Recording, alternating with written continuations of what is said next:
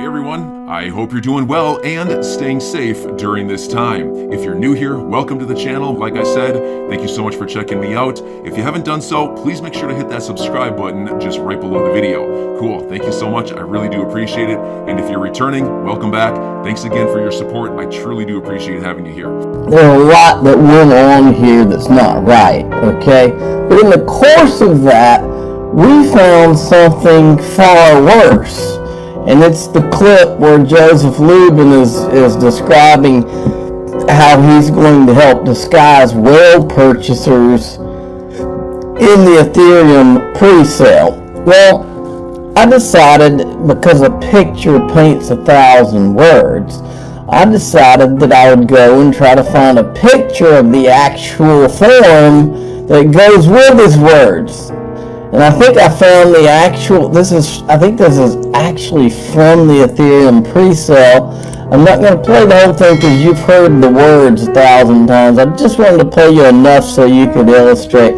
What I did is I pinned this to the top of my profile because I think as many people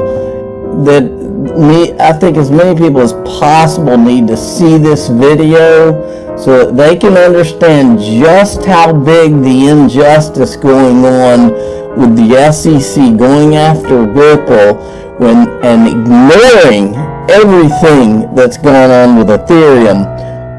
It's complete upside down world, and I'm going to keep this pinned until we get the level playing field that is all we ever asked for. Watch this. Will there be a limit on the amount that a person could invest in Ethereum?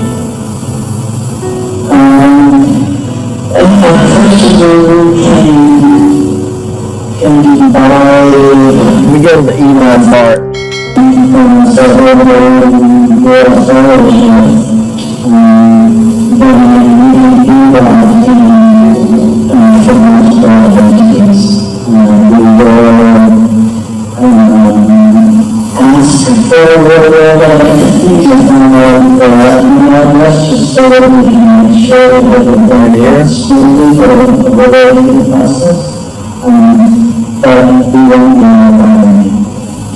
So there you go. All they needed was an email address. Who were the disguised whales in the Ethereum ICO? Now, I don't think I played this one for you the other day, but I've told you 1,000 times, I'm an investor on the Link2 platform. That probably my largest investment is in Link2 shares themselves. Last time I looked, they were at $3. Well, this is a great video that Ray Fuentes from Link2 put up, where he tells you a little bit about Link2. And because what I think they're doing is revolutionary. Watch this. Hey, what's going on, family and friends? Ray Fuentes here, community manager at Link2. Just living the Link2 dream. Link2 is a leader in liquidity in the private sector, providing accredited investors access to affordable investment opportunities in the world's top unicorns. Founders, VCs, and employees can realize early returns without waiting for an IPO or trade sale. Link2's technology-enabled platform is democratizing the private market for accredited investors the same way Schwab and Fidelity made listed equities trading accessible to investors.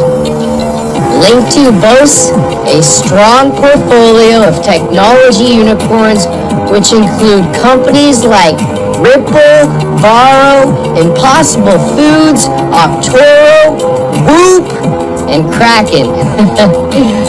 Members have seen a strong return on investments to date, with 10 out of the 26 portfolio companies added in the past year having exited or in the exit process. Link2 is absolutely dominating its product market, so please don't miss out on investing in Link2, or at least before the price is out of reach. Thanks for tuning in. Love you mucho. See ya. That guy's got a great, a pleasing personality. He's actually kind of relaxing to watch. So right now they do have some link to, it's at $3 on the platform. Go check it out, linqto.com. Now this right here is a clip that Digital Perspectives, Brad Kimes, had put up. It's a clip from the link to had a what do they call it? I can't remember what they call it. They had a little conference, a Zoom conference yesterday.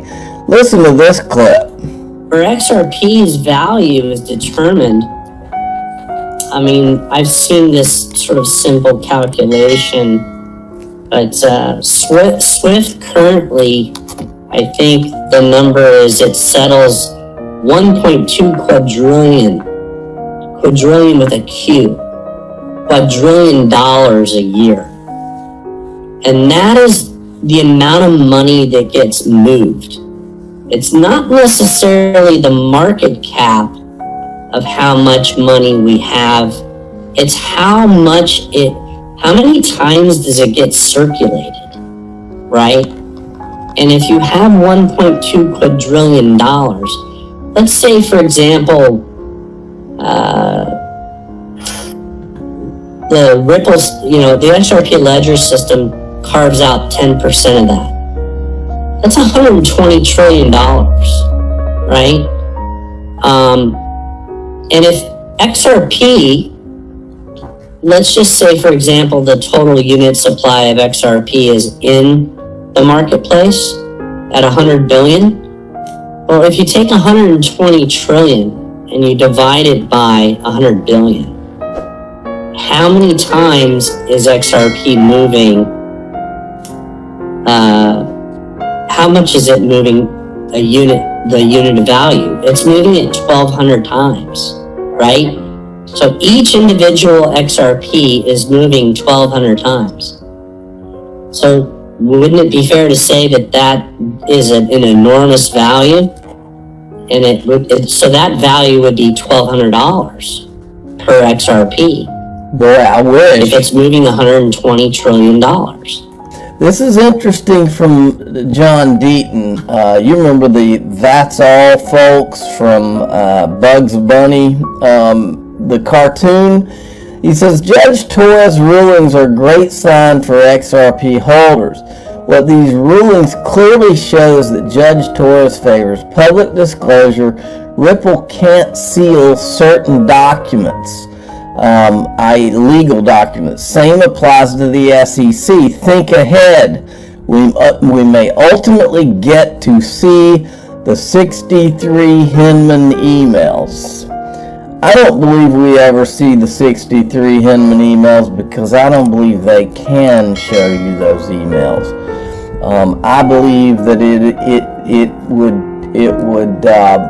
put way too much scrutiny on not just the SEC, but I think the CFTC. I think a lot of these branches of government were involved in all of this, and I believe that they don't want that spotlight. James Phelan had put this out. In today's ruling, Judge Torres ordered 3 documents unsealed. Notice of Brad. Anyway, there was 2 emails. This is the first time we've ever seen anything like this. There was 2 emails. Now, I normally wouldn't show people's email addresses, but they've already made this public. It's not like I'm the only person showing it. But if I'm Brad and Chris, I'm gonna change my email address anyway. But here's what's interesting about these emails is, as with this entire case, these guys have been under more scrutiny than anybody in this space, and they've been pretty much clean as a whistle at every turn. Nobody's accused them of fraud or anything like that. Now, I know some other companies which, if you turn that same SEC scrutiny on, you wouldn't even have to turn the SEC scrutiny on it. There's already things in public. The video I showed you at the beginning of this video, at a minimum, calls for an immediate investigation, and you don't even have to have a law degree to figure that one out. You just have to have just a tiny ounce of common sense. But they leave them alone. Which is why this is such there is such a sham going on right now, and everybody knows it. And that's why this whole thing has become such a pressure cooker for the SEC, and it should be for the CFTC too, and a lot of these people, as well as the guys that were involved in this Ethereum free pass, that they put out a Chris Larson and a Brad Garlinghouse email, and it's held like they're basically worded like the professionals that they have been all along. No shadiness going on. Now, speaking of shady, Boston Fed, MIT give a glimpse into the Fed's crypto future with digital coin design. Let me make a point here, folks. I've said for a long time, all this stuff you're looking at is one of two things. It's either all the world's a stage and everything we're watching is a movie, or there's something really bad that's going on here. Well, there is a middle ground here. Middle ground is that this has all been planned by the government and all this stuff, and then in the middle there's some bad actors sprinkled in. That's very possible. That's kind of where I'm leaning these days, is that a lot of this was planned a long time ago, and I'll show you why I think that. But at the same time, along the way, you have some bad actors, maybe some big mega banks, maybe some bad actors that decided they wanted to put a wrench in the spokes, so to speak. That's kind of what I think's going on here, is that there's an overall plan, and then there's some corrupt things going on inside of the plan. That's where I think we're at. Now watch. So first thing you need to get here, it says Boston Fed, MIT give a glimpse into the Fed's crypto future with digital coin design. Well, if you're seeing this, what this means is that Gary Gensler was in, this is Federal Reserve Bank, Massachusetts Institute of Technology's digital currency initiative have come up with an initial design for a central bank digital currency. Make no mistake, what this means is that Gary Gensler was involved in this plan long ago. But you don't have to just guess that. Here's the MIT that we've shown her 1,000 times. Neha Narula. Gary Gensler was her colleague in all of this at the MIT Digital Currency Initiative. They were both at this. If you'll remember this, I've shown it here. This was at Harvard. There's Gary Gensler. She's sitting right there beside him. That's Neha Narula. And the people sitting at this table are major players, and I told you 1,000 times, they ran this digital currency wars simulation in November 20th, 2019 at Harvard. And what I said then and I say now, if they were running a simulation at Harvard and made it public, just imagine what they've been planning for 5 to 10 years before that. Because this is obviously one of those things that you wanted to put out and make China and Russia and the others think that you're way behind when you're really not. But look, you'll see what they say. Watch this. Security Council's Principals Committee meeting at the White House.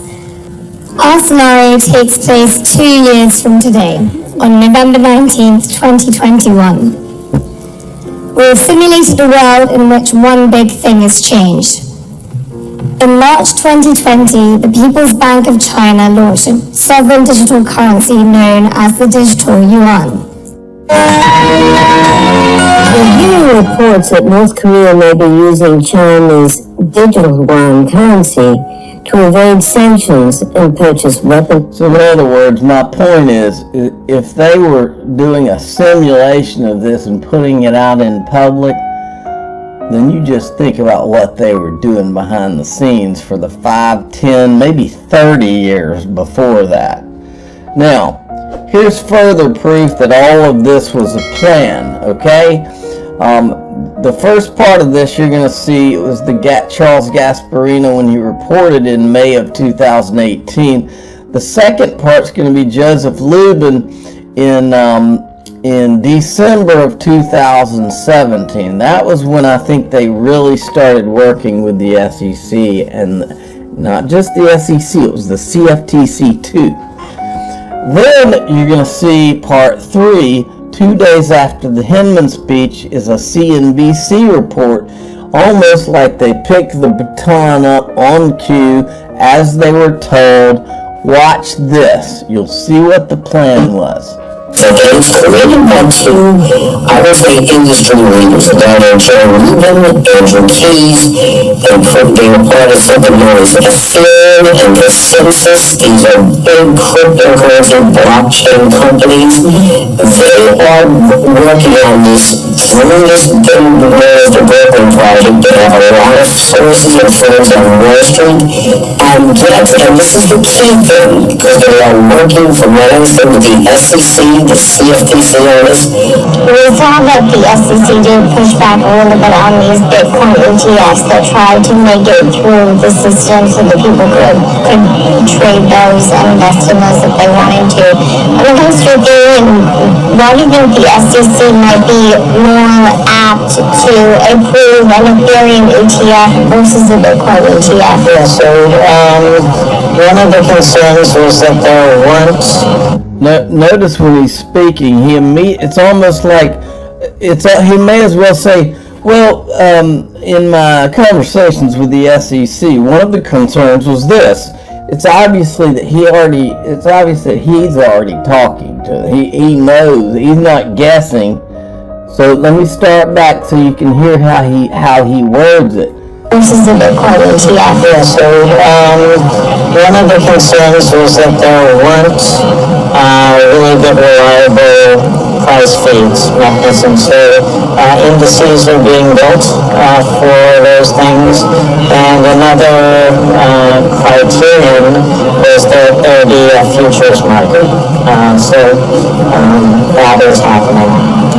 In terms of for ETF. Right. So in terms of the Ethereum, either Bitcoin or Ethereum. when you accept that we could see an Ethereum future out there?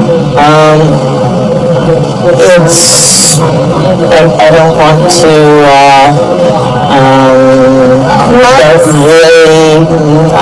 I think months would be a long time.